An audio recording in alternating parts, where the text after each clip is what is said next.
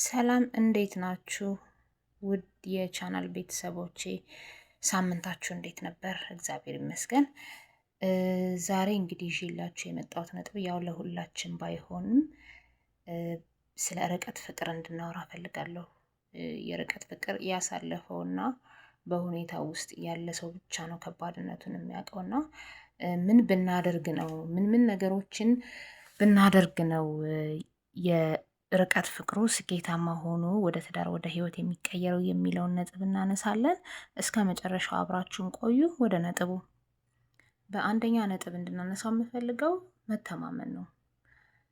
መተማመን በጣም the most important ለርቀት ፍቅር። በእርግጥ ለሁሉም ነገር ያስፈልጋል መተማመን፣ ግን በጣም ስፔሻል የሚያደርገው ምንድነው?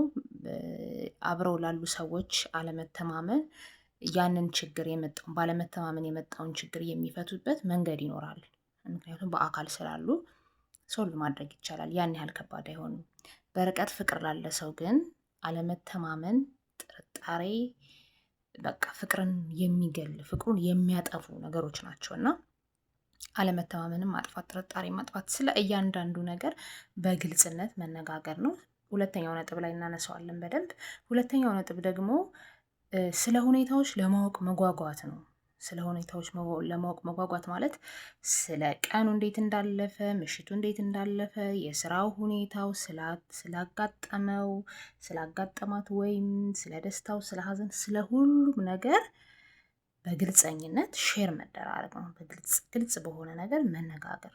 ያ ሲሆን ራሱ አለመተማመኑ እየጠፋ ይመጣል። ጥርጣሬው እየጠፋ ይመጣል እና መተማመን ብቻውን ይነግሳል ማለት ነው ከዛ ፍቅር ላይ። በሶስተኛ ነጥብ ደግሞ የምናነሳው ሶስተኛው ነጥብ የጋራ እቅዶች ነው። የጋራ ግቦች ዳት ሚንስ ስለ ትዳር ሊሆን ይችላል፣ ስለ ፋይናንሻሊ፣ ስለ ስራ፣ ስለሆነ ነገር ብቻ ግን በጋራ የሚደረጉ ነጥቦች መኖር አሉበት። በጋራ የሚደረጉ ግቦች።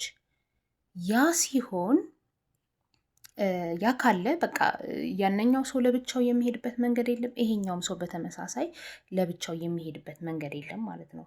ነገሮች ሁሉ የጋራ ይሆናሉ። ያ ስል ሁሉም ነገር የጋራ ይሁን ማለት አይደለም። ማለት ፐርሰናሊ አይደለም፣ በፍቅር ግንኙነት በትዳርም እኮ ለራሳችን ብቻ የምናስቀራቸው ነገሮች ይኖራሉ። ለምሳሌ የትዳር ነገር ሲሆን